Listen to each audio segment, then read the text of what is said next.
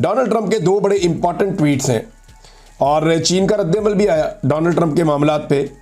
एक तो Donald Trump ने कहा कि हमारे पास जो है वो ईरान की जो फ़िज़ाई हदूद हैं उसके ऊपर मुकम्मल हमारा कंट्रोल है। हमारा का मतलब वो फिर इसराइल को अपने खाते में गिन रहे हैं। अभी तो डोनाल्ड ट्रंप के तैयारे उड़े भी नहीं, लेकिन उन्होंने कहा we now have complete and total control of the skies over Iran, कि आसमानों पे हमारा मुकम्मल कंट्रोल है ईरान के ऊपर। ईरान के पास कुछ अच्छे डिफेंसिव इक्विपमेंट्स हैं और काफ़ी सारे हैं, लेकिन वो हमारा मुकाबला नहीं कर सकते अमेरिका का, क्योंकि इन मामलात में जो अमरीकी हथियार हैं उनका मुकाबला कोई भी नहीं कर सकता। अमेरिका सबसे बेहतर है। ये उन्होंने एक ट्वीट किया डोनाल्ड ट्रंप ने। डोनाल्ड ट्रंप ने एक ट्वीट और किया है इसी हवाले से।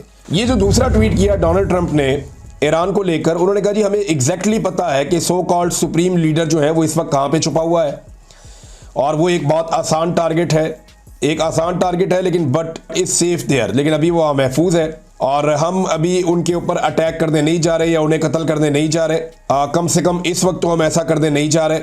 अच्छा जी, लेकिन हम साथ ही उन्होंने कहा but we don't want missiles shot at civilians और अमेरिकन सोल्जर्स, लेकिन हम ये नहीं चाहते कि सिविलियंस के ऊपर या अमेरिकन फौजियों के ऊपर मिसाइल दागे जाएं, और हमारा जो सब्र है उसका पैमाना लबरेज हो रहा है। साथ में ये कहा डोनाल्ड ट्रंप ने। अब मामला ये है कि डोनाल्ड ट्रंप और नेतन्याहू वो बार बार इस बारे में बात कर रहे हैं कि ईरानी सुप्रीम लीडर के ऊपर अटैक किया जाए और उन्हें कत्ल किया जाए, और उनका ये क्लेम है कि उनको एग्जैक्टली पता है कि वो कहाँ पे है।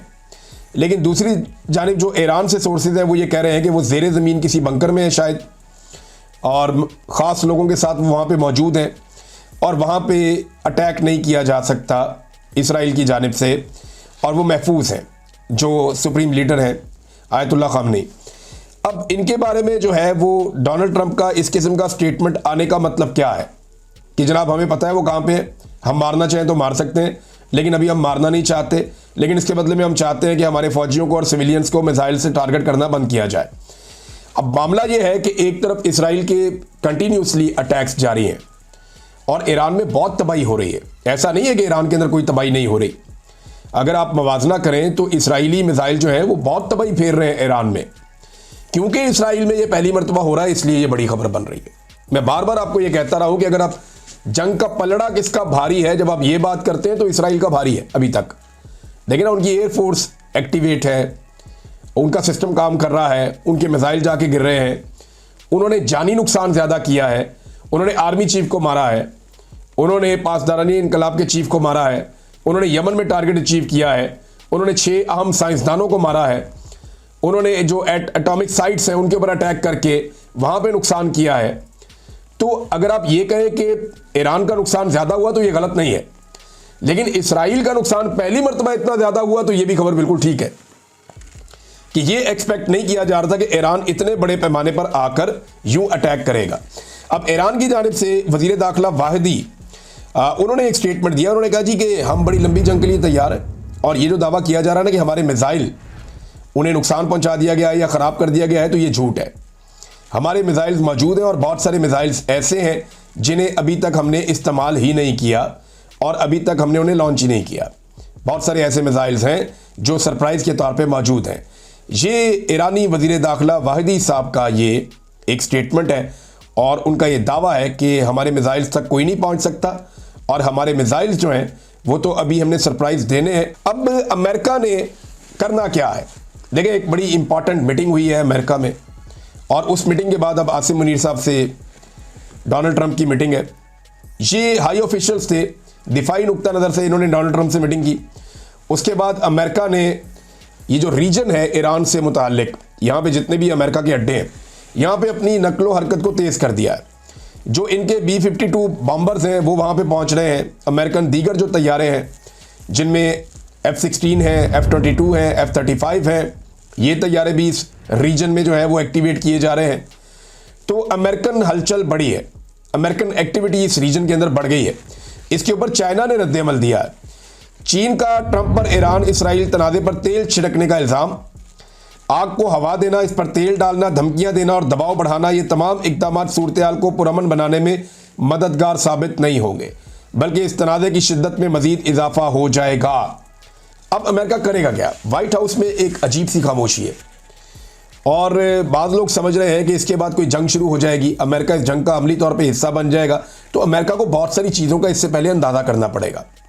देखिए ना, इसराइल ने जब फ़िज़ाई हदूद इस्तेमाल करना चाहिए तुर्की वाली, कि हम तुर्की वाली साइड से जाएंगे और ईरान को दूसरी तरफ से डैमेज करेंगे, तो तुर्की ने फौरी तौर पर इसराइली तैयारों को ख़बरदार किया और वो फ़िज़ाई हदूद छोड़ने पर मजबूर कर दिया। यानी इसराइली तैयारों को अपनी फ़िज़ाई साइड से तुर्की ने नहीं आने दिया, क्योंकि तुर्की नहीं चाहता कि उसकी फ़िज़ाई हदूद को इस्तेमाल किया जाए ईरान के ऊपर अटैक करते हुए, एक ऐसी सीमत से जहाँ से ईरान जो है वो मुतमईन है कि यहाँ से कोई हमला नहीं होगा। तो तुर्की ने तो अपना मौक़िफ़ बता दिया कि वो इसका हिस्सा नहीं बनना चाहता। इसी तरह ईरान ने एक और धमकी लगाई, उन्होंने कहा जी हम आबनाए हरमज़ को बंद कर देंगे। ये द गल्फ़ ऑफ पर्शिया और द गल्फ़ ऑफ ओमान, ये जो दोनों समंदर हैं उनके बीच का 33 किलोमीटर का ये रास्ता है। मैंने ये साहिल देखा हुआ है खड़े होकर ओमान के साहिल से, तो यहाँ से सामने की तरफ ईरान है। तो ये जो रास्ता है अगर इसको बंद कर दिया जाए ना तो इससे बहुत बड़ा नुकसान होता है, स्पेशली एनर्जी के शोबे में। अगर ईरान ने ये एरिया बंद किया और ये 33 किलोमीटर का समुद्री रास्ता बंद कर दिया तो इसका नुकसान जो है वो 8 बड़े ममालिक को होगा, ईरान को, इराक को, कुवैत को, सऊदी अरब, बहरीन, कतर, यूएई और ओमान। ये ममालिक यहाँ पे इसके ऊपर, इस गल्फ़ के ऊपर मौजूद हैं, जिसे आप आबनाए हरमज़ कहते हैं उर्दू में। और यहाँ पे जो है इन तमाम ममालिक का जो मजमूई आलमी तेल की रसद के अंदर जो इनका हिस्सा है वो दुनिया का 5वां हिस्सा ये ममालिक यहाँ से फराहम कर रहे हैं। अब अगर यहाँ से आबनाए हरमज़ रोज़ाना 20 मिलियन बैरल तेल की तरसील करती है और अगर ये रास्ता बंद हो जाता है तो पेट्रोलियम मसनूआत की कीमतों में और गैस की कीमतों में आलमी मंडी में एकदम बहुत ज़्यादा इजाफा हो जाएगा। और दिफाई और माशी माहिरीन कहते हैं कि ये जो रास्ता है समंदरी, ये सिर्फ एक बहरी रास्ता नहीं है बल्कि आलमी तवानाई के लिए एक लाइफ लाइन है, और अगर ईरान इसे बंद करता है तो इसके असरात पूरी दुनिया के ऊपर पड़ेंगे। नाज़रीन, ग्लोबल आई न्यूज़ की एक रिपोर्ट आई है और वो रिपोर्ट ये बता रही है कि ईरान ने यह बताया है कि व्हाट्सएप जासूसी का काम कर रहा है। उन्होंने ये बताया कि व्हाट्सएप जो है वो डाटा इसराइली इंटेलिजेंस के साथ शेयर कर रहा है, जिसकी वजह से नुकसान हो रहा है ईरान को। और ईरान ने फौरी तौर पे ये फैसला किया है कि व्हाट्सएप के ऊपर वो मोहतात हो जाए, या इसके ऊपर इंफॉर्मेशन शेयरिंग जो है वो अगर कोई लोग कर भी रहे हैं तो वो इसके ऊपर बंद करें। और व्हाट्सएप के ऊपर एक इल्ज़ाम उन्होंने ये लगाया है।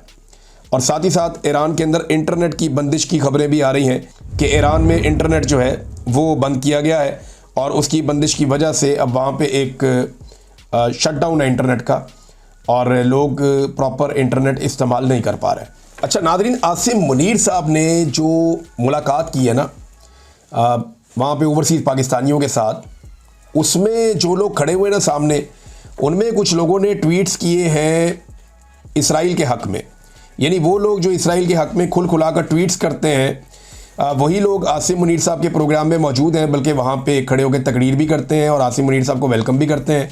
नौरीन खानूम जो है इमरान खान साहब की बहन, उन्होंने इसके ऊपर ये लिखा कि ये मैं क्या देख रही हूँ।